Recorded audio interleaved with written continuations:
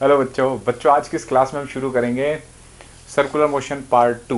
पिछली क्लास में आपको मैं बेसिक बता चुका सर्कुलर मोशन क्या होता है, उसके एक्सेलेरेशन क्या होते हैं, लीनियर पैरामीटर, एंगुलर पैरामीटर, सब कुछ बता चुका।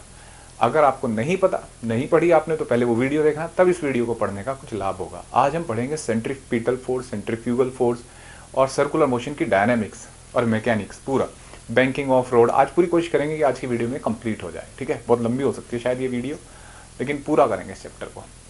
तो शुरू करते हैं बच्चों। ठीक है, देखो आज की जो क्लास है उसका सबसे इंपॉर्टेंट पैरामीटर है सेंट्रीपिटल फोर्स। सेंट्रीपिटल फोर्स नाम से ही पता लग रहा है कि ऐसा फोर्स जो सेंटर की तरफ कॉन्सेंट्रेट करता हो, सेंटर की तरफ ही देखता रहे सर्कुलर मोशन के। देखो बच्चों, जैसे सर्कुलर मोशन हो रहा है, ठीक है, ये रेडियस आर का सर्कल है, इसमें एक पार्टिकल घूम रहा है। अगर वो घूमता है तो उसके पास एक सेंट्रीपिटल एक्सेलरेशन होता ही होता है। और न्यूटन अंकल ने बताया था कि बेटा अगर एक्सेलरेशन है तो फोर्स, भाई मास तो होगा ही होगा, एक्सेलरेशन है तो फोर्स भी होगा ऑब्वियसली कोई। तो ये जो फोर्स होता है बच्चों, ये सेंटर की तरफ रहता है और इसका नाम सेंट्रीपिटल है। अब थोड़ा ध्यान से सुनना। जैसे आप इस तरीके से सोचो, जैसे एक पत्थर को रस्सी में बांध के घुमा रहे हो, ठीक है, बड़ी अच्छी तरीके से घूम रहा है वो। अब मून अर्थ के चारों तरफ घूम रहा है, बड़ी अच्छी बात है। ऐसे इलेक्ट्रॉन अर्थ के चारों तरफ न्यूक्लियस के चारों तरफ घूम रहा है, ठीक है। एक बाइक वाला तुम्हारे जैसा धूम स्टाइल में घूम रहा है गोल चक्कर पे।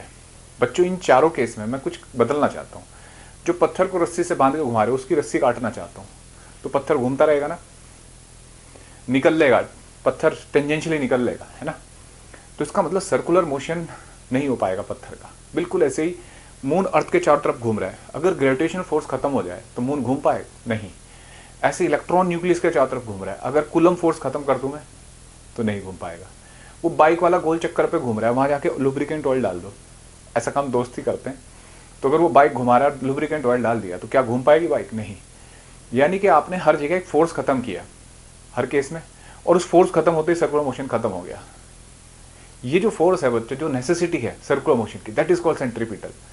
और ये हमेशा अंदर की तरफ लगता है। तो आज एक्सेलरेशन ना लिख के सेंट्रीपिटल फोर्स लिखेंगे, ठीक है। सेंट्रीपिटल फोर्स, सेंट्रीपिटल फोर्स की वैल्यू कितनी होगी? Force equal to mass into centripetal acceleration. और सेंट्रीपिटल एक्सेलरेशन मैंने क्या लिखाया था पिछली क्लास में? V square by R. एक बच्चा कहता है सर आपने तो ओमेगा के टर्म में भी लिखाया था। लो बेटा, वी को ओमेगा आर भी लिख सकते हैं, तो ओमेगा स्क्वायर आर स्क्वायर, और आर से आर कट के ये बन जाएगा, ठीक है। तो तीन फॉर्मूले बन गए। ये सेंट्रीपिटल फोर्स है। अब ध्यान से सुनना बातों को, बहुत ध्यान से सुनना। ये समझ में आया वी कैसे लिखा? चलो ध्यान से देखते हैं। एम वी की जगह ओमेगा आर रखो अपॉन आर, और देखो M omega square R square by R, ठीक है। आर से आर काट दो, कितना बचा? एम ओमेगा स्क्वायर आर, ठीक है। ये फोर्स बना। अब देखो बच्चों, ये सेंट्रीपिटल फोर्स बोलते हो आप इसको, कि भाई ये सेंटर की तरफ रहता है। बच्चों आज तक जितने फोर्स पढ़े आपने, gravitational force, weight, normal reaction, friction, ये सब का कोई फाउंडेशन थी, मतलब वो किसी मतलब ओरिजिन था कि ये कूलम फोर्स है, ये इस वजह से, ये इस वजह से। ये कोई एक स्पेशल फोर्स नहीं है, मतलब ये किसी वजह से नहीं है, ये किसी फोर्स की वजह से है। मतलब अगर पत्थर में रस्सी बांध के घुमा रहे थे तो वो जो रस्सी का जो टेंशन थी वो सेंट्रीपिटल फोर्स था। मून के लिए ग्रेविटेशनल फोर्स ही कूलम फोर्स, ग्रेविटेशनल फोर्स ही सेंट्रीपिटल फोर्स है। और इलेक्ट्रॉन के लिए जो सेंट्रीपिटल फोर्स है वो कौन है? कूलम फोर्स, यानी कि वो चार्ज वाला फोर्स। तो ये कोई नया फोर्स नहीं है। मतलब ये कुछ ऐसे समझो, जैसे हर मूवी में हीरो होता है। क्या हर मूवी में सलमान खान ही होगा हीरो? नहीं ना भाई, कोई भी हीरो हो सकता है, समझ रहे हो। नवाजुद्दीन सिद्दीकी भी हो सकता है हीरो। लेकिन हीरो वर्ड किसको बोलते हैं? जो मेन एक्टर होता है, लीडिंग एक्टर, है ना। बिल्कुल ऐसे ही ये वर्ड हुआ हीरो, और इसके पीछे कोई एक्टर होगा। सेंट्रीपिटल फोर्स एक नाम हो गया, प्रोवाइड करने वाला कोई बेसिक फोर्स होगा, जैसे कूलम फोर्स हो सकता है, फ्रिक्शन हो सकता है, टेंशन हो सकती है। ये बात ध्यान रखनी है। अब जैसे मैं कहूं कि ये रस्सी में पत्थर बांध के घुमा रहे हो तो टेंशन है ना, तो टेंशन लग रही है, यही सेंट्रीपिटल फोर्स है, ठीक है। समझा बच्चों? तो सेंट्रीपिटल फोर्स हुआ ये, तो ये टेंशन होगा। तो इसको एफबीडी में ड्रॉ नहीं करोगे आप, क्योंकि टेंशन को ड्रॉ कर लिया तो एफ इक्वल टू ये एम ओमेगा स्क्वायर आर, ये नहीं ड्रॉ कर सकते, ये एक वैल्यू है। ये कुछ ऐसे है, जैसे याद करो आज तक क्या पढ़ते थे आप? Net force equal to mass into acceleration. एक ऑब्जेक्ट पे इधर फोर्स लग रहा है T2, इधर लग रहा है T1, है ना, ये इधर जा रहा है, तो T2 minus T1 equal to क्या लिखते हो, एम ए ना। तो ये हुए ना दो फोर्स, ये तो एक वैल्यू हुई, तो यहाँ क्या हम एम ए दिखाते हैं कि एम इधर लग रहा है ना, एम ए तो एक वैल्यू है, तो फोर्स तो ये दो हुए ना T2 T1। बिल्कुल ऐसे, ये जो वैल्यू लिखी है आपने ये एक वैल्यू है और फोर्स मिलेगा किसी वजह से, जैसे ये टेंशन, तो इसको ड्रॉ करोगे एफबीडी पे। कुछ बच्चे क्या करते हैं, जैसे मैं तुमसे क्वेश्चन पूछूं कि मून अर्थ के चारों तरफ घूम रहा है, मून पे कितने फोर्स लग रहे हैं, तो देखो सबसे पहले दिमाग में आएगा ग्रेविटेशन फोर्स, फिर बच्चे को सर सेंट्रीपिटल भी तो होना चाहिए, सेंट्रीपिटल फिर सेंट्रीफ्यूगल भी तो होना चाहिए। मजेदार बात, मून के ऊपर एक ही फोर्स लग रहा है और उसका नाम है ग्रेविटेशनल फोर्स, ठीक है, वही सेंट्रीपिटल बना रहा है।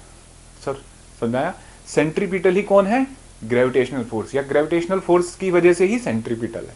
क्लियर है। और सर सेंट्रीफ्यूगल वो तो कुछ होता नहीं है, वो क्या होता है मैं समझाऊंगा अभी, ठीक है, सेंट्रीफ्यूगल को भी भूल जाओ। तो सेंट्रीपिटल फोर्स, तो रस्सी अगर बंधी है तो टेंशन हो सकती है, वेट हो सकता है सेंट्रीपिटल, तो जो कॉज होगा ना सेंट्रीपिटल फोर्स का, सेंट्रीपिटल वर्ड, सेंट्रीपिटल का जो कॉज होगा वो ड्रॉ करना होता है, सेंट्रीपिटल की वैल्यू ड्रॉ नहीं करनी है एफबीडी में, ठीक है, ये एक वैल्यू आएगी। क्लियर है, जैसे ये आता था M A, net force equal to M A, समझ में आ गया होगा आपको। अब देखो बच्चों, अब मैं डिफरेंट केसेस में जितने मैक्सिमम केस होते हैं मैकेनिक्स में, उन सब में आपको सेंट्रीपिटल फोर्स अप्लाई करना सिखाता हूँ। अगर आपसे पूछे कोई कि सेंट्रीपिटल क्या होता है फोर्स, तो net force towards the centre of circular motion, net force acting on the particle towards the centre of circular motion is called centripetal force, ठीक है।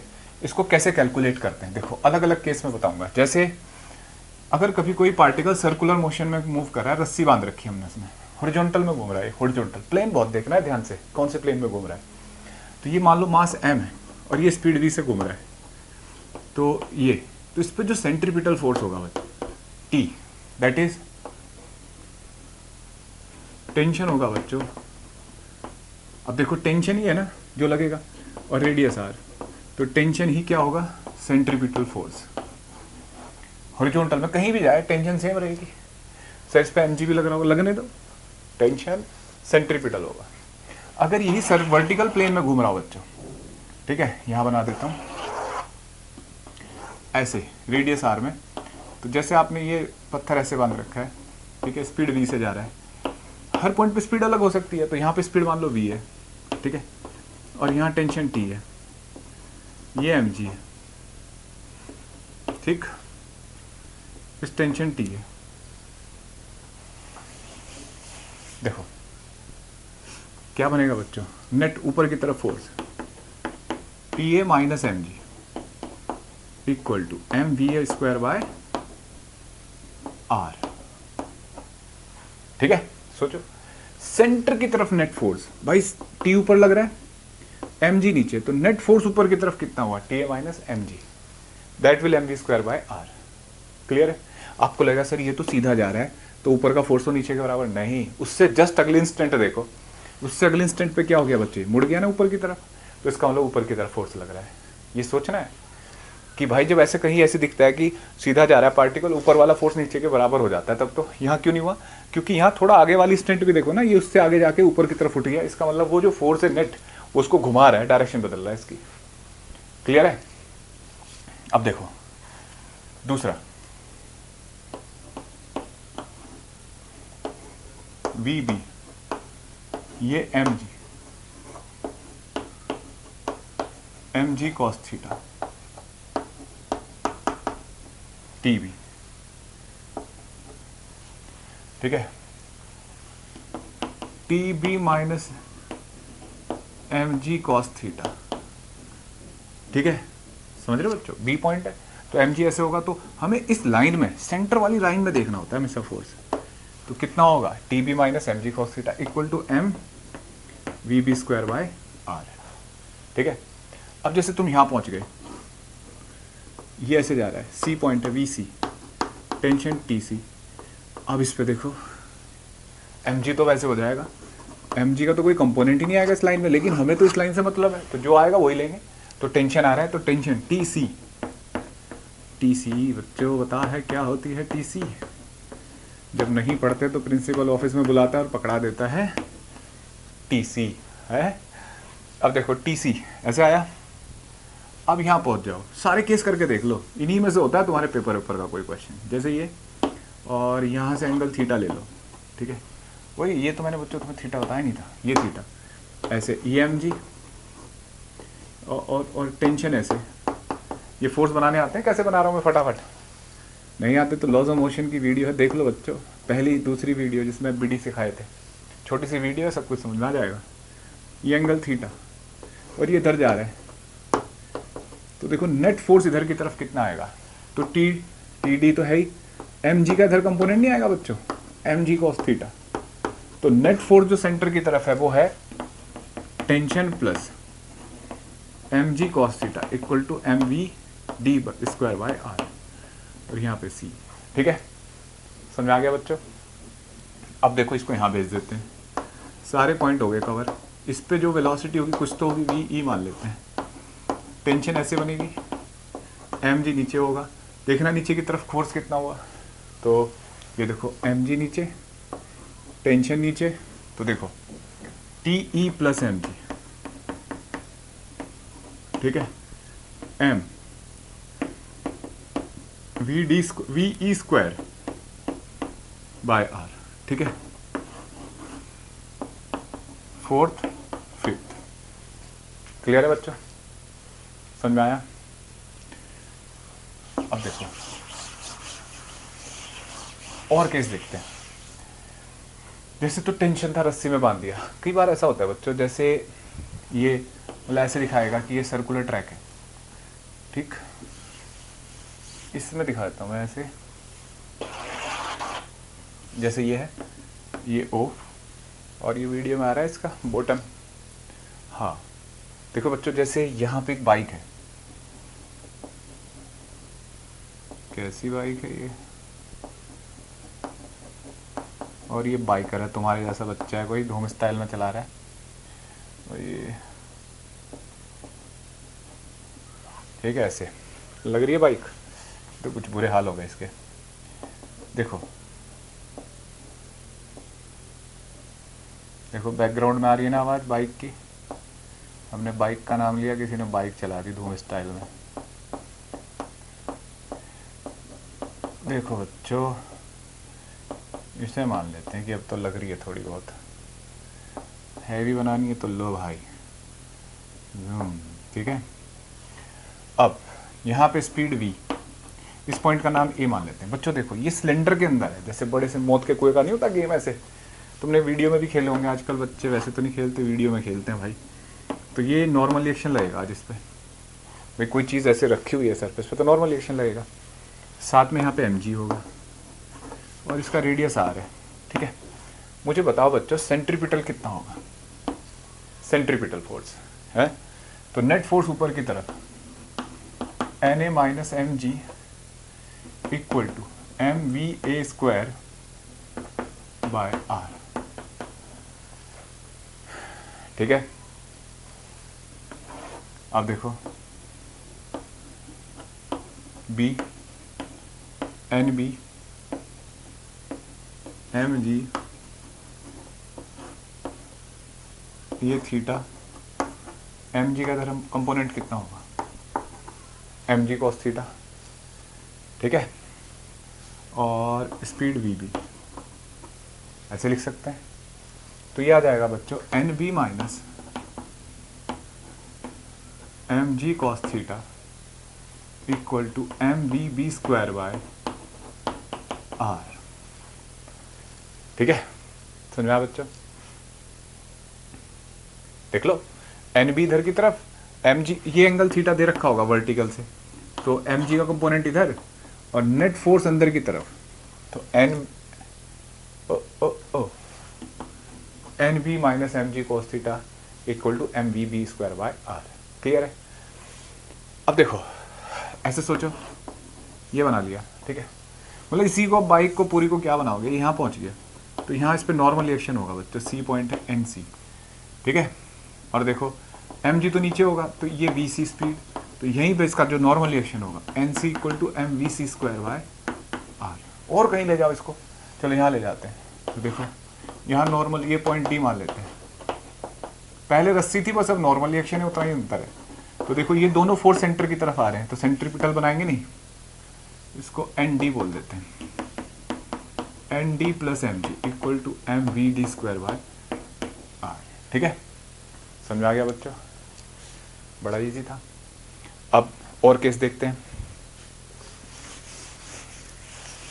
जैसे अगर मान लो कभी ट्रैक ऐसे हो, ऐसे बहुत सारी किताबों में क्वेश्चन दे रखे हैं बच्चों। तो जैसे मान लो ये है और ये बाइक है?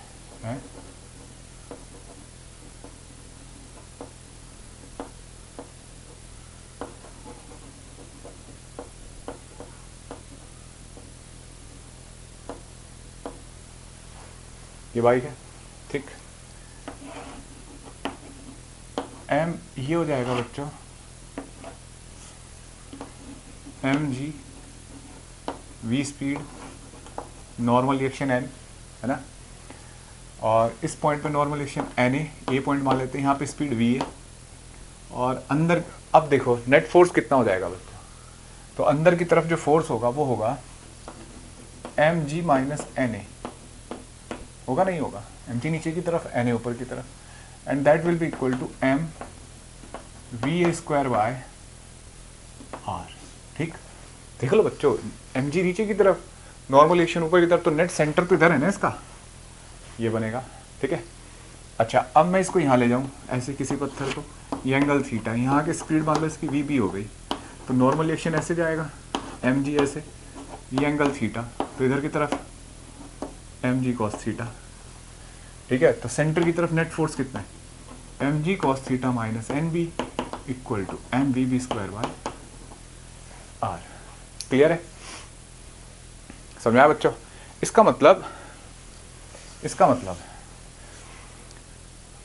अच्छा एक और मजेदार बात बताता हूँ। अच्छा बताओ, अगर पुल बनाना हो तो कैसा बनाना होता है हमें, इस तरीके की शेप का या इस तरीके की शेप का? बच्चों ध्यान से देखो, इसमें जो नॉर्मल रिएक्शन है, पुल ने जो इसके ऊपर लगाया, ब्रिज ने जो इसके ऊपर नॉर्मल रिएक्शन लगाया वो एन है ना। तो एन की वैल्यू कैलकुलेट करो तो एन आएगा M G minus M V square by R, ऐसे। तो जो नॉर्मल रिएक्शन लगा रहा है, पुल पे जो फोर्स एक्सर्ट कर रहा है ये, या पुल इसके ऊपर लगा रहा है, नॉर्मल रिएक्शन ही होता है वो वेट से कम हो रहा है बच्चों। यानी कि इसी केस में ना व्हीकल पुल पे अपने वेट से भी कम फोर्स लगाता है अगर ऐसी शेप का हो, और अगर ऐसी शेप का हो जैसे ये, ठीक है, तो उस केस में बच्चों आप रख के देखना, एन जो आएगा ना वो आएगा M G plus M V square by R, weight से भी ज़्यादा फोर्स लगाता है। इसलिए फ्लाईओवर जो होते हैं थोड़े से ऐसे, जो ब्रिज होते हैं थोड़े से ऐसे कर्व शेप बनाते हैं, ऐसे नहीं बनाते, ऐसे बना दिए टूट जाएगा पुल, देख लो। ठीक है, कोई कलाकार इंजीनियर ही बना सकता है ऐसा। और समझ आया बच्चों। और कुछ स्टंट वाले होते होंगे, आपने देखा होगा कि वो अपने ऊपर से कोई भी ट्रैफिक वगैरह गाड़ी वगैरह पहिया उतरवा लेते हैं, वो यही तरीका होता है कि बड़ी तेज़ी से चलता है तो नॉर्मल रिएक्शन वेट से व्हीकल के कम होता है, इसलिए उसके ऊपर से गुजर जाता है। तो ऐसे स्टंट गलत बात, वो भी पूरा साइंस लगता है बच्चों में। ठीक है, तो ऐसे फ्लाईओवर कम पे फोर्स कम पुश करते अप्लाई करते हैं व्हीकल, ऐसे पे ज़्यादा, इसलिए ऐसी शेप के होते हैं व्हीकल। ठीक, देखो बच्चों अब हम क्या करते हैं, सर्कुलर मोशन के क्वेश्चन सॉल्व करने का तरीका सीखते हैं, स्टेप देखते हैं। तो कोई भी क्वेश्चन आए हमेशा इसी से करना है, step two solve the problem of circular motion. ठीक है, सर्कुलर मोशन, ये 3-4 स्टेप लगा देना, कोई भी क्वेश्चन हो बन जाएगा। ठीक है, सर्कुलर मोशन के स्टेप हैं ये। पहला, जब भी कोई क्वेश्चन आए सबसे पहले ये चेक करो सर्कुलर मोशन में कौन से प्लेन में रिवॉल्व कर रहा है पार्टिकल। ठीक है, ये वर्टिकल प्लेन में घूम रहा है, इंक्लाइंड में है, या कोई ग्लैंसिंग प्लेन है, मतलब इंक्लाइंड प्लेन है, या वर्टिकल प्लेन है, हॉरिजॉन्टल प्लेन है, ये सब देखना है। तो आइडेंटिफाई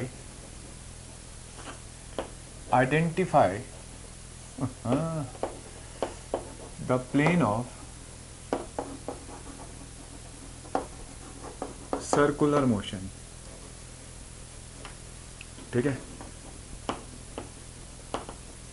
सबसे पहला। दूसरा, एंड डिटरमाइन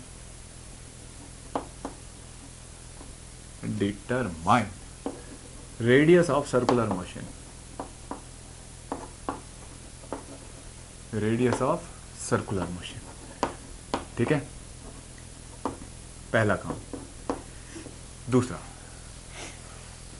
दूसरा काम है, जब ये पता लग जाए, ड्रॉ आइडेंटिफाई, पहले ये भी है एक काम, आइडेंटिफाई ऑल फोर्सेस, मतलब जितने भी फोर्स लग रहे हैं, ठीक है, all forces acting on the particle and draw FBD, ठीक है, एफबीडी बनाओ, मतलब जितने फोर्स लग रहे हैं उनको ढूंढो पहले, फिर एफबीडी बनेगा। इसके बाद resolve the forces along, maximum case में बच्चों ऐसा होता है, ये जो स्टेप बता रहा हूं, मैक्सिमम केस में क्या होता है, उन फोर्स को रिजॉल्व करना होता है along the line of radius, ठीक है, एंड लाइन ऑफ वेट, यानी कि वर्टिकल लाइन। बाई वेट की लाइन कौन सी होती है, वर्टिकल लाइन। ये 3 काम करने हैं आपको, मैक्सिमम क्वेश्चन का आंसर आपको मिल जाएगा, ठीक है। अब देखो, जैसे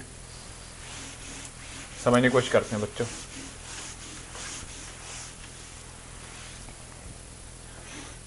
क्वेश्चन है,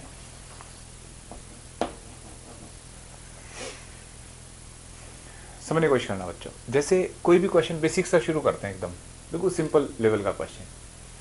जैसे हमने क्या काम किया, ये पेंडुलम है, ठीक है, ऐसे होता है बच्चों। अगर इसको ऐसे कर देते तो ऐसे ऑसिलेट करता है, तो हमें ये नहीं कराना आज। आज हमने क्या किया, इसको थोड़ा सा वर्टिकल से ऐसे हैंग करा और ऐसे फेंक दिया, तो ऐसे घूमेगा ना, तो ये कोन की तरह काम करेगा, ऐसे, समझ रहे हो बच्चों, वर्टिकल कोन की तरह काम करेगा ये, इस तरीके से। ये एंगल होगा बच्चों थीटा, ठीक। और हमसे पूछा जा रहा है कि अगर ये ऐसे घूम रहा है तो इसको बोलते हैं कोनिकल पेंडुलम, कोनिकल पेंडुलम, समझ रहे बच्चों।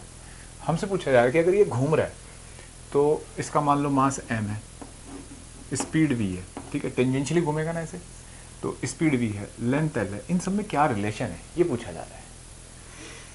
देखो बच्चों, सबसे पहले तो ये सोचो, क्या सिखाया था आपको कि सबसे पहले प्लेन डिटेक्ट करो। तो ये ऐसे घूम रहा है ना, तो कौन सा प्लेन हुआ इसका घूमने का, हॉरिजॉन्टल, है ना। तो हॉरिजॉन्टल घूम रहा है तो ये रेडियस हुआ, टेंशन T, ये m, भाई फिर फोर्स ड्रॉ करें हमने, रेडियस कितना होगा। अब एक बात देखो, ये L है, ये थीटा है, रेडियस कितना हो जाएगा बच्चा, L साइन थीटा, ठीक है, ये थीटा, ये थीटा, T साइन थीटा, और ये इधर की तरफ, बोलो बच्चा, ओ ओ ओ, T का इधर कंपोनेंट T कॉस थीटा, और इधर T साइन थीटा। भाई ये बात बताई थी ना कि पहले फोर्स प्लेन चेक करो, फिर रेडियस पता करो, फिर फोर्स रिजॉल्व करो। तो बताओ, ये जो सेंटर की तरफ, इसका सेंटर ये हुआ बच्चों घूमने का, तो ये सेंटर की तरफ लगने वाला फोर्स है T साइन थीटा, ये क्या प्रोवाइड करेगा, सेंट्रीपिटल, ठीक है। तो T sine theta will balance, तो mv square bye, centripetal provide करेगा, और जो T कोस थीटा है बच्चों, वो वेट को बैलेंस करेगा, ठीक है। ऐसे इन्हें डिवाइड कर दो, फर्स्ट बाय सेकेंड, कितना आएगा, टेन थीटा, तो V square by R G, ये टेन थीटा आ जाएगा, क्लियर है। तो v इक्वल टू आ जाएगा tan theta equal to V square by R G. मैंने डिवाइड कर दिया दोनों इक्वेशन को, तो देखो स्पीड में रेडियस में रिलेशन आ गया। हाँ, आर की जगह आप जब चाहो एल साइन थीटा लिख सकते हो, ठीक है, ये अच्छा लग रहा है ऐसे लिखा हुआ, ज़्यादातर रेडियस के टर्म में आता है, क्लियर। अब इसी क्वेश्चन में ऐसे देखो, और डिजाइन बदल देते हैं। जैसे कॉनिकल पेंडुलम है, एक क्वेश्चन में है कि ये ऐसे कौन है, कौन है, एक कौन है ना, कौन है ये बच्चा, ये ऐसे, इसमें यहाँ एक मास ऐसे ऐसे रिवॉल्व करा रहे हैं, ठीक है, ये एंगल थीटा। तो ये अब ऐसे क्वेश्चन पूछा जा रहा है कि अगर ये इसके अंदर घूम रहा है बच्चों ऐसे, ठीक है, एंगल थीटा पे, तो इसकी स्पीड कितनी होगी, कितनी स्पीड से रिवॉल्व कर रहा होगा, ठीक है। और यहाँ से ये हाइट जो है h है, समझ रहे हो बच्चों, कौन के अंदर घूम रहा है ये, जैसे बाइकर नहीं घूमते वो मौत के कुएं में, ऐसा है कुछ। तो देखो सबसे पहले क्या काम करो, यहाँ पे वेट mg, ठीक है, ये थीटा, तो ये भी थीटा, ठीक, ये नॉर्मल रिएक्शन ऐसे, समझ रहे बच्चों? नॉर्मल रिएक्शन क्यों? क्योंकि परपेंडिकुलर लगेगा नहीं फोर्स, और इस तरीके से।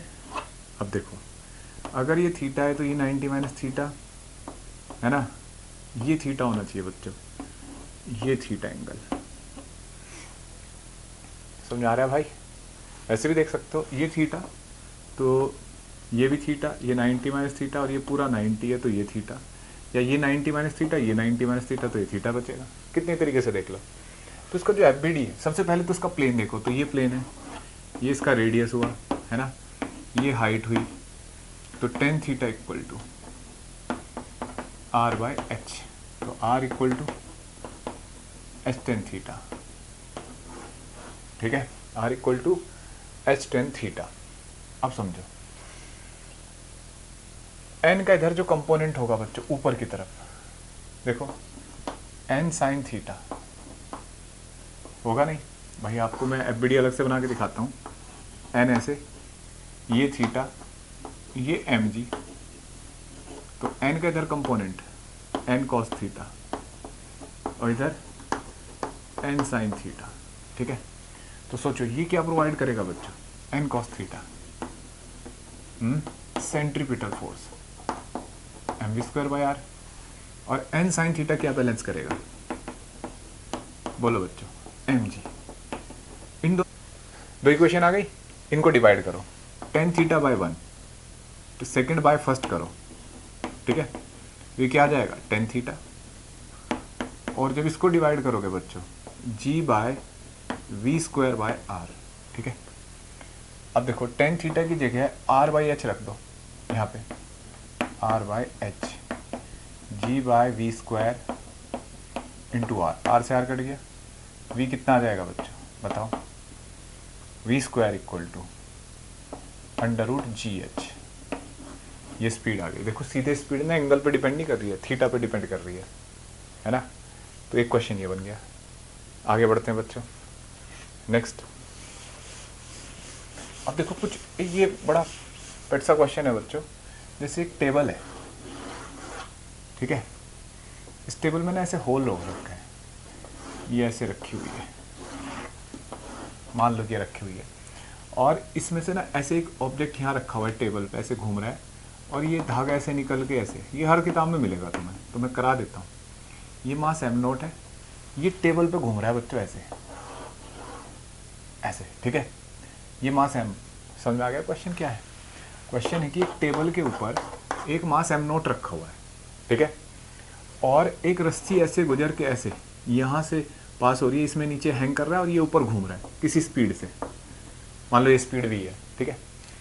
तो हमसे पूछा जा रहा है कितनी स्पीड से घुमाओगे, यहाँ पे रेडियस आर है, मान लो ये लेंथ आर दे रखी है, कितनी स्पीड से घुमाओगे कि ये नीचे ना स्लाइड करे। समझ रहे हो बच्चों?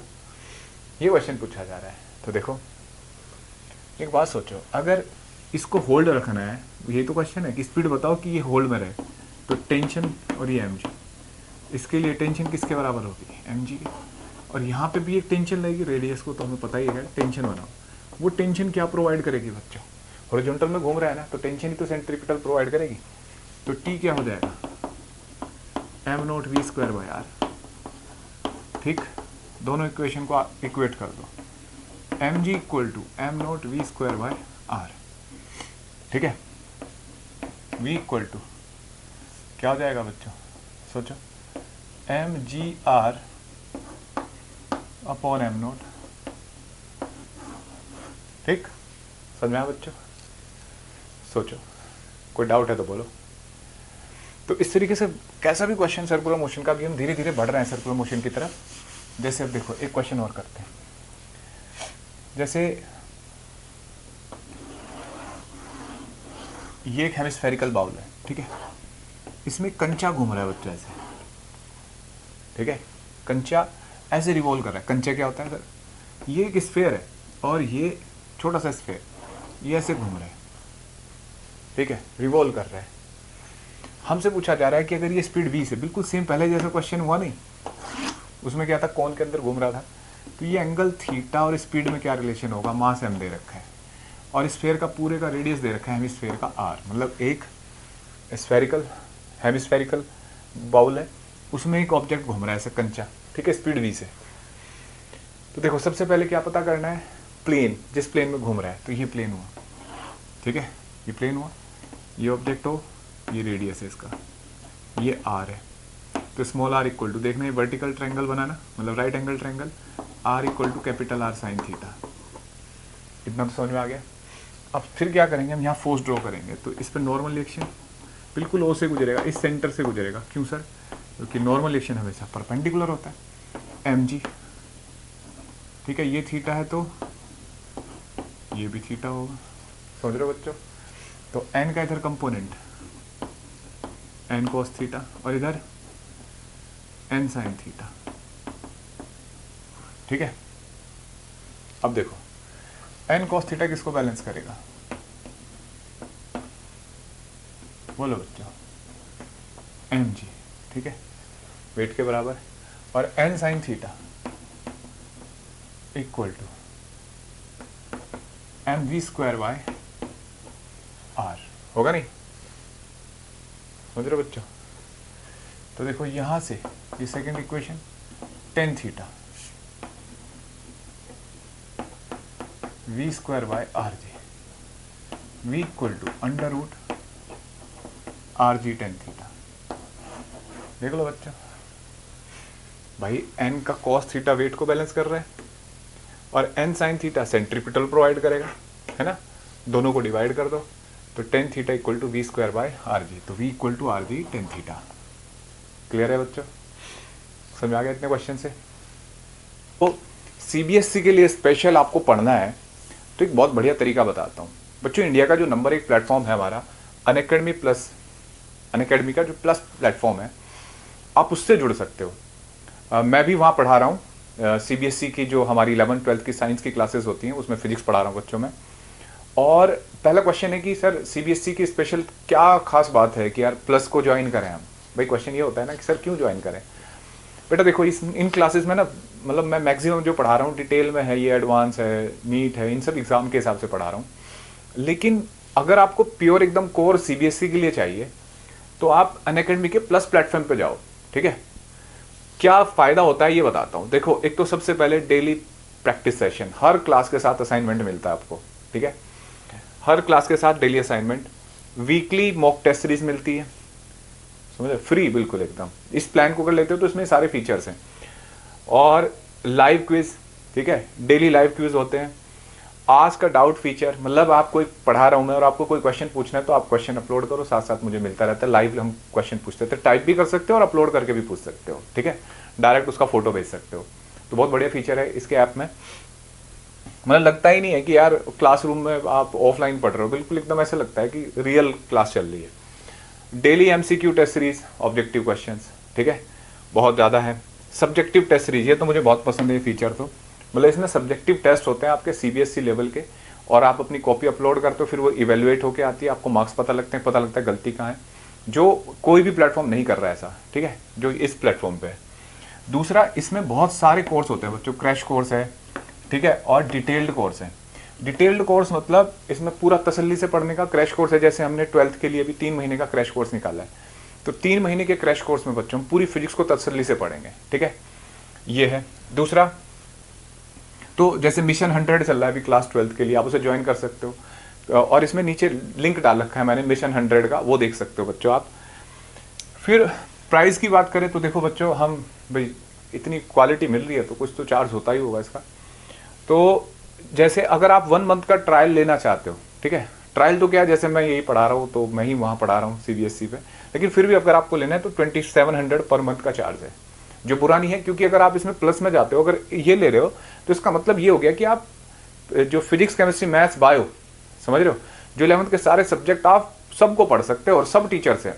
मान लो मैं फिजिक्स पढ़ा रहा हूँ तो और भी बहुत अच्छे टीचर हैं, उनकी भी क्लास आप ज्वाइन कर सकते हो, पुरानी रिकॉर्डिंग देख सकते हो, आपको पीडीएफ में आपको होमवर्क मिलेगा, पूरा असाइनमेंट मिल जाता है पीडीएफ फॉर्मेट में।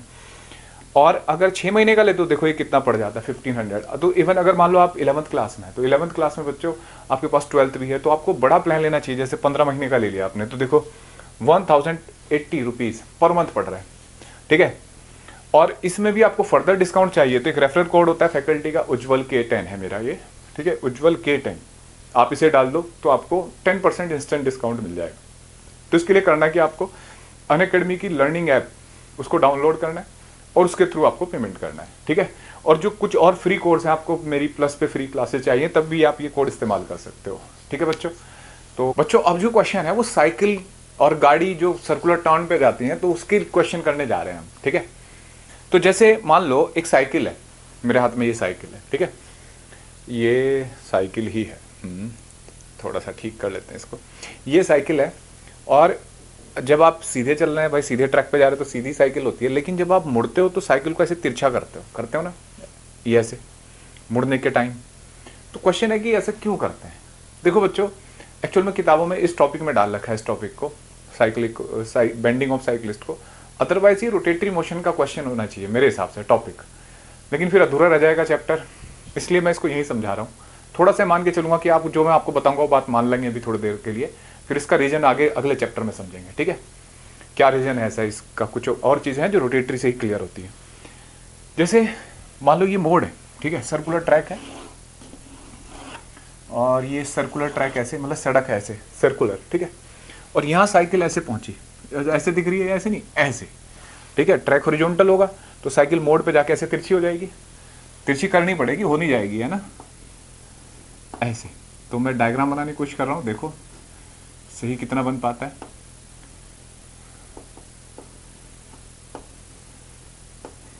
देखो ये हैंडल पकड़ा, ये पैर इस पे पैडल पे आए, ठीक है, इमेजिन कर पा रहे हो बच्चों, ये आगे की तरफ जा रहा है, मतलब साइकिल ऐसे हो रखी है, ठीक है। तो देखो, समझ रहे हो बच्चों, तो इस पे जो फोर्स लगेगा वो इधर की तरफ। देखो होगा क्या, जब ये साइकिल तिरछी होगी बच्चों, तो इसने अपने आप को ना वर्टिकल से इतने एंगल पे टिल्ट कर लिया। अब कौन कौन से फोर्स होंगे इस पे, सोचो।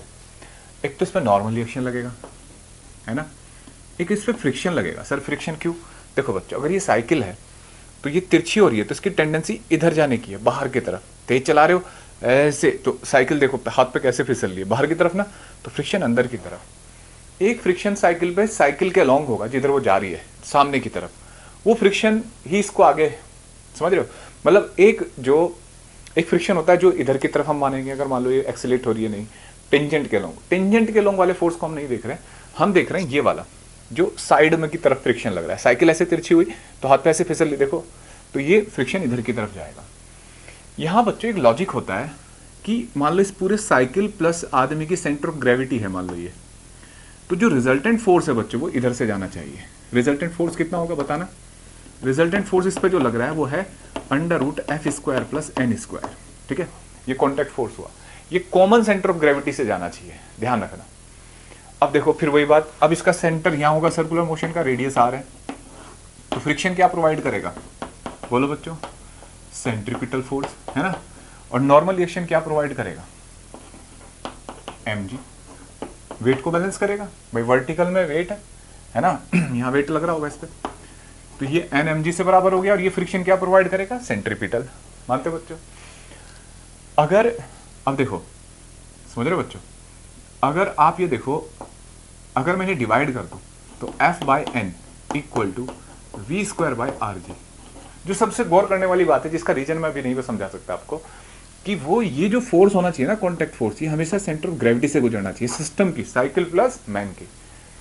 क्योंकि यहाँ पे ना टॉर्क बन जाता है, टॉर्क बनते टायर से नीचे गिर जाता है, कई बार हम जरूरत से ज्यादा घूम जाते हैं तो गिर जाते हैं, है ना। ये ऐसे साइकिल तुमने घुमा दी ऐसे, है ना, या नहीं घुमाने की कोशिश कर रहे हो तो भी गिर सकते हो। तो वो टॉर्क का कंडीशन है, उसको कुछ किताब वाले ना मेंशन नहीं करते इस बात को, लेकिन हम ईमानदारी से पढ़ेंगे तो भाई समझना इस बात को। अब देखो इसको, अब यहाँ ध्यान से देखो, ये फ्रिक्शन है, इसको यहाँ उठा लो, ठीक है सर, यहाँ तो छोटा है, लो यार यहाँ भी छोटा बना लो, ये फ्रिक्शन यहाँ ले आए, और ये एंगल है थीटा, वर्टिकल से जो इसने बनाया। तो देखो F/N क्या होगा भाई, perpendicular upon base tan theta ना, तो tan थीटा = V²/Rg। समझ रहे हो बच्चों, यहाँ पे tan थीटा F/N है, ठीक, तो F/N की जगह मैंने tan थीटा रख दिया, तो V थीटा = आ गया tan inverse v square by R G. ठीक है, तो समझो बच्चों, समझो ये जो एंगल है ये है कि अगर कोई साइकिलिस्ट क्वेश्चन आएगा कि इतनी स्पीड से रेडियस आर पे के सर्कल पे घूमना चाहता है तो बताओ कितने एंगल पे टिल्ट करें अपने आप को वर्टिकल से, तो ये एंगल पता कर लोगे। और बोले हॉरिजॉन्टल से कितना टिल्ट करना है तो 90 माइनस थीटा पता कर लेना। क्लियर है बच्चों?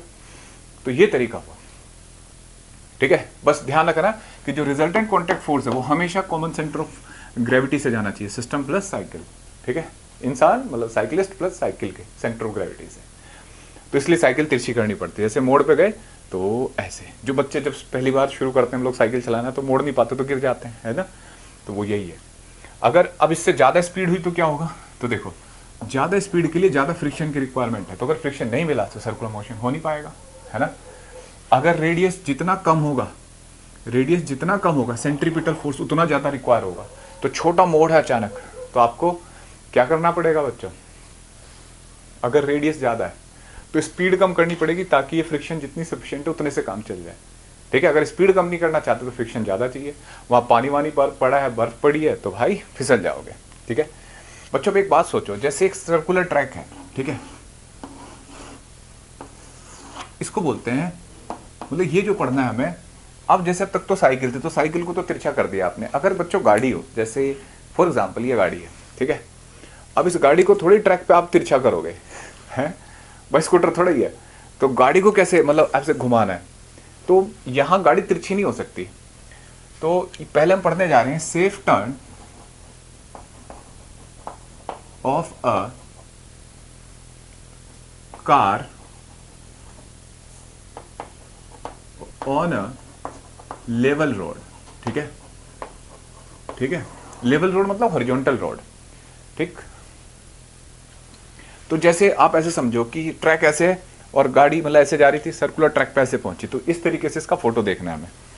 तो ये गाड़ी कुछ ऐसे है, ठीक है, पीछे से पहिए दिखाई देंगे आपको, ठीक, नंबर प्लेट दिखाई देगी ऐसे, इस तरीके से मतलब ऐसे। ठीक है, अब ये मैक्सिमम स्पीड से जा रही है बच्चों, तो इसकी टेंडेंसी मतलब हमें देखना है कि मैक्सिमम पॉसिबल स्पीड कितनी है। तो उसके टायर पे फ्रिक्शन लग रहा होगा बच्चों, है ना? ऐसे नॉर्मल रिएक्शन होगा दोनों टायर का मिला के एन और ये mg।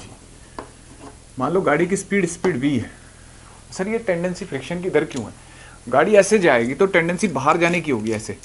एक फ्रिक्शन बच्चों ये हो सकता है आगे की तरफ, लेकिन अगर कांस्टेंट स्पीड से चल रही है तो हो सकता है फ्रिक्शन बैलेंस हो रहा हो या लग ही ना रहा हो, है ना? जो भी है एयर रेजिस्टेंस के बराबर हो, तो हम उस फ्रिक्शन को तो मान ही नहीं क्योंकि कांस्टेंट स्पीड मान रहे हैं, हम साइड वे फ्रिक्शन ले रहे हैं। साइड मतलब ये ऐसे जा रही है, तो ऐसे जा रही है तो यहाँ की तरफ फ्रिक्शन होगा नहीं, साइड की तरफ, उस फ्रिक्शन की बात कर रहे हैं। ठीक है, तो ये बिल्कुल जैसे अभी साइकिल में किया था। अब देखो फ्रिक्शन, समझो बच्चों, फ्रिक्शन होगा सेंट्रीपिटल प्रोवाइड करने के लिए, रेडियस होगा ट्रैक का आर मान लो, ठीक है, ऐसे, और एन क्या बैलेंस करेगा? mg। और f किसके बराबर होगा बच्चों?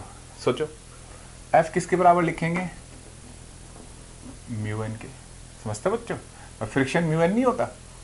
तो देखो इन दोनों इक्वेशन को डिवाइड कर दो, यही करना है बस हर केस में। तो डिवाइड करो फर्स्ट बाय सेकेंड, तो क्या आ जाएगा बच्चों? म्यू एन अपॉन एन, ठीक है, M V square by R by M G. M से एम कट गया, एन से एन, ठीक है, mu equal to V square by R G. तो V equal to R mu R G आ गया। अगर इससे ज़्यादा स्पीड हुई बच्चों तो पॉसिबल नहीं है, मतलब ये मूव नहीं कर पाएगा। ठीक है, तो स्पीड लेस देन और इक्वल टू ये होनी चाहिए। ठीक है, समझा बच्चों? मतलब ये क्यों है? क्योंकि जो फ्रिक्शन होना चाहिए ग्रेटर देन और equal to M V square by R होना चाहिए, मतलब ऐसे। तो इसलिए फ्रिक्शन मैक्सिमम पॉसिबल स्पीड अगर मैं आपसे कहूँ लेवल रोड पे तो under root mu R G. ठीक है बच्चों, इतनी स्पीड होनी चाहिए। लेकिन अगर सोचो, अगर कभी किसी दिन यहाँ बर्फ पड़ी हो या पानी पड़ा हो या कीचड़ पड़ा हो तो गाड़ी तो स्किड कर जाएगी ना, ऐसे ऐसे ड्रिफ्टिंग देखिए गाड़ियों की, ऐसे ऐसे होगी। तो उसका क्या इलाज है बच्चों? तो देखो और समझो क्या कर सकते हैं बच्चों। इस केस में बच्चों हम क्या कर सकते हैं, safe turn on a car on banked road, मतलब भाई गाड़ी तिरछी नहीं हो सकती, सड़क तो तिरछी हो सकती है। सर कैसे करोगे सड़क को तिरछा? बनाएंगे तिरछा। तो मतलब जैसे ऐसे समझो, जैसे गाड़ी है तो अगर सड़क ऐसे कर दी जाए तो देखो टर्न है ये, तो ऐसे होने की बजाय ऐसे कर दिया तो गाड़ी ऐसे आई तो तिरछी। देखो यहाँ नॉर्मल रिएक्शन से गाड़ी घूम सकती है ना, तो सड़क को थोड़ा तिरछा कर देते हैं ऐसे, तो गाड़ी ऐसे ट्रैक पे मूव कर जाएगी। तो देखो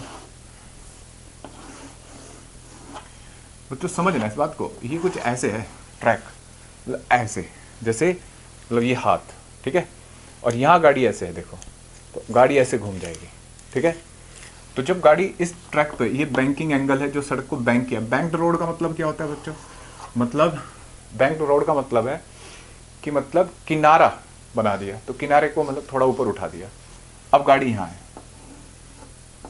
ठीक है, ये गाड़ी है, ये नंबर प्लेट है, समझ में आ रहा है? थोड़ी गाड़ी की फीलिंग आ रही है इसमें, ठीक। ऐसे जैसे इसको पीछे से देख रहा हूँ मैं, वही ऐसे, ठीक है, ऐसे जा रही है बच्चे ये।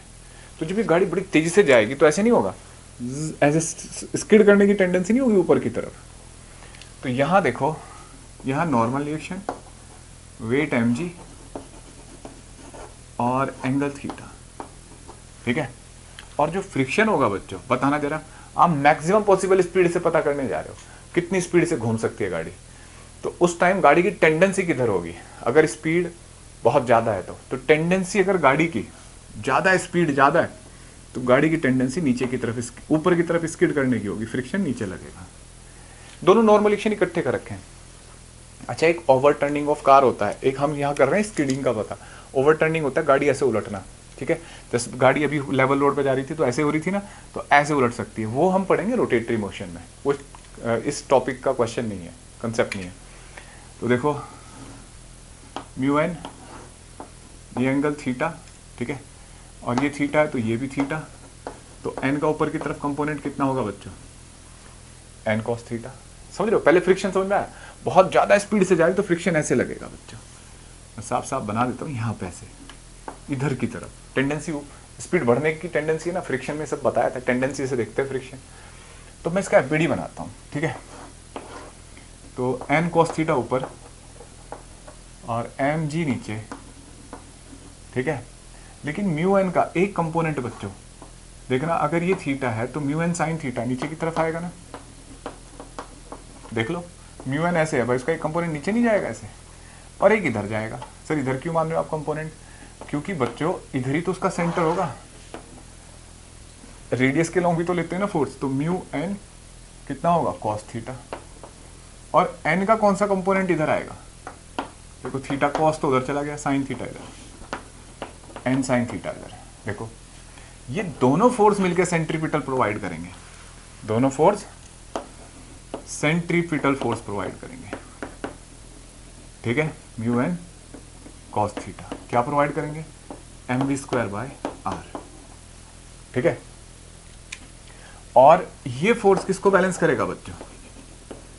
N cos theta plus equal to M G plus mu N sine theta, ठीक है।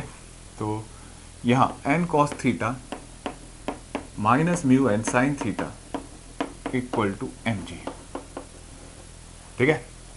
इन दोनों इक्वेशन को डिवाइड करो बच्चों, फर्स्ट बाय सेकेंड आ रहा है इधर, फर्स्ट बाय सेकेंड। तो देखो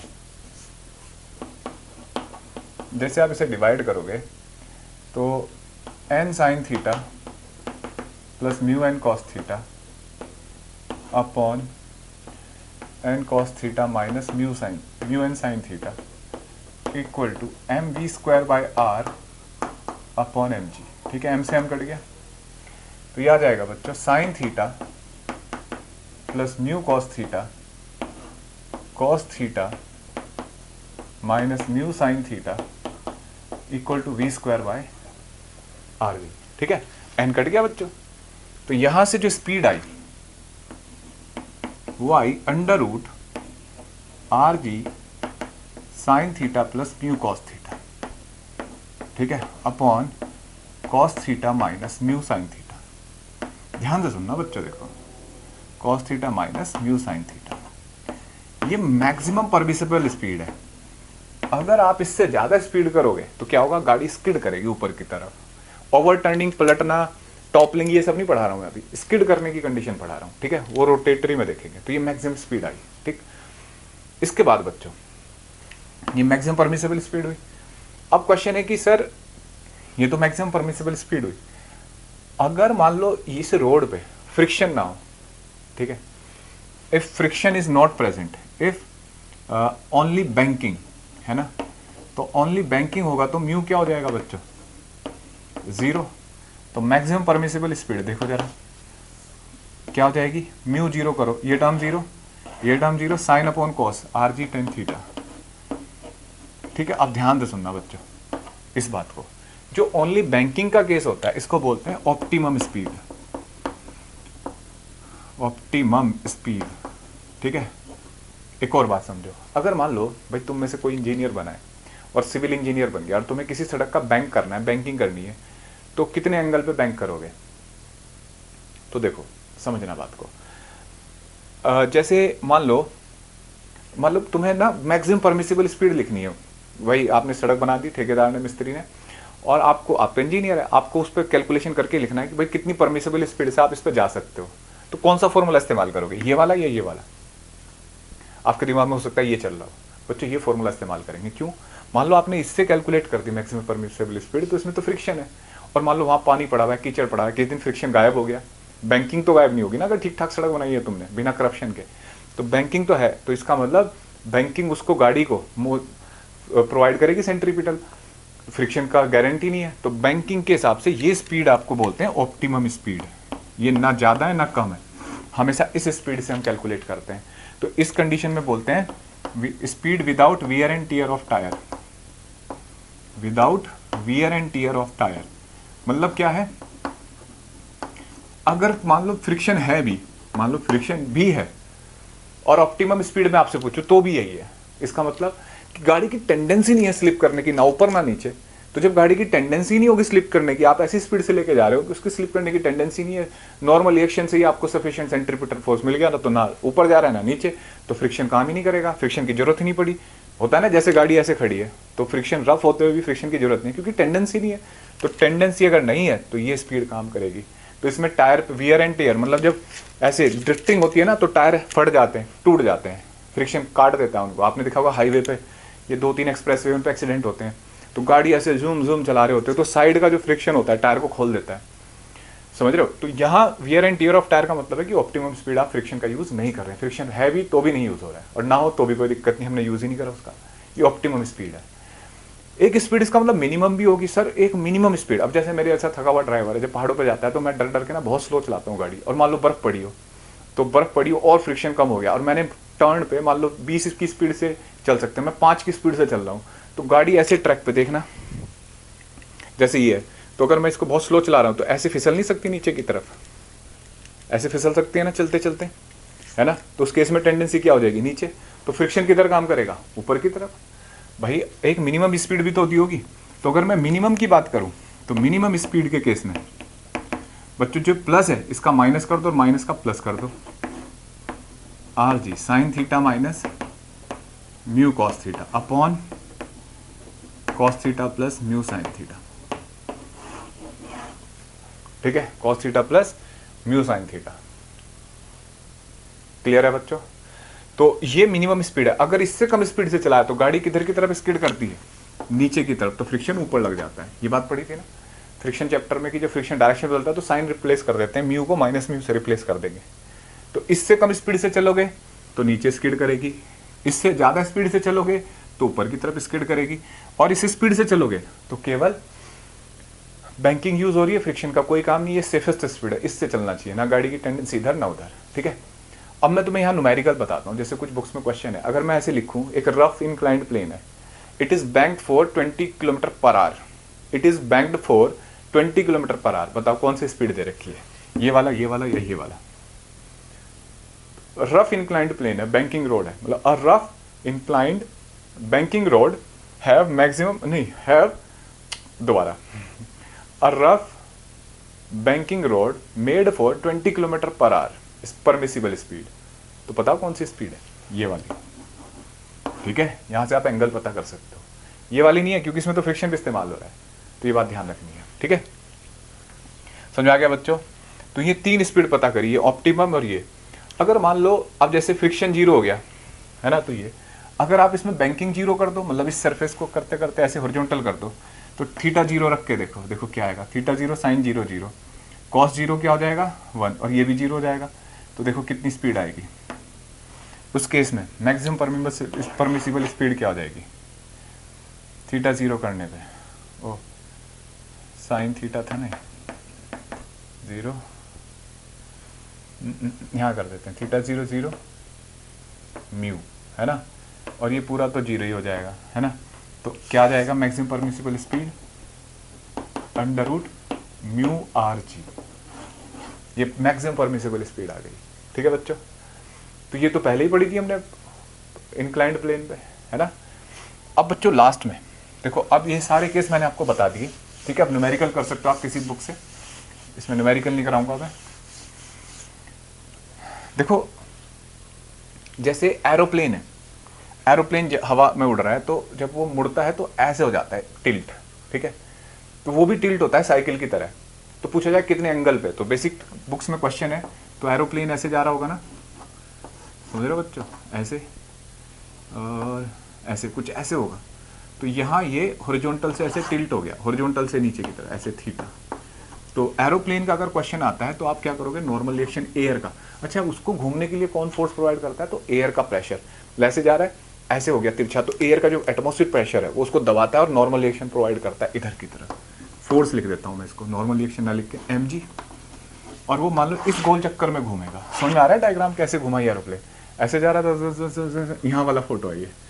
तो अब देखो, तो अगर ये थीटा घुमा है तो ये भी थीटा घुमा होगा इधर से, क्योंकि हॉरिजॉन्टल में नॉर्मल एक्शन ऊपर होता है।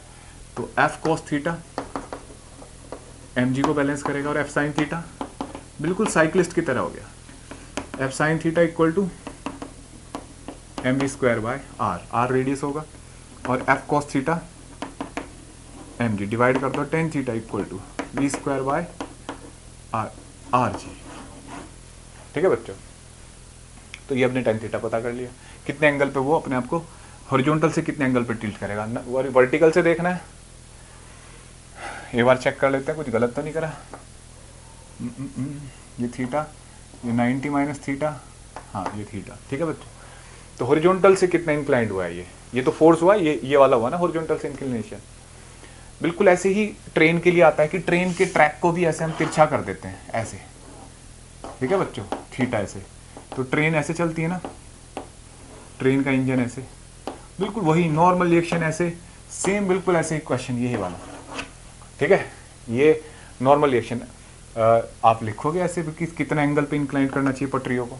ठीक, इसमें क्या होता है, ऐसे भी दे देता है कि ये लेंथ सेपरेशन d है और ये हाइट h है, तो टेन थीटा की जगह क्या लिख सकते हो, h बाई डी। ठीक है, तो V square by R G, R radius of track है।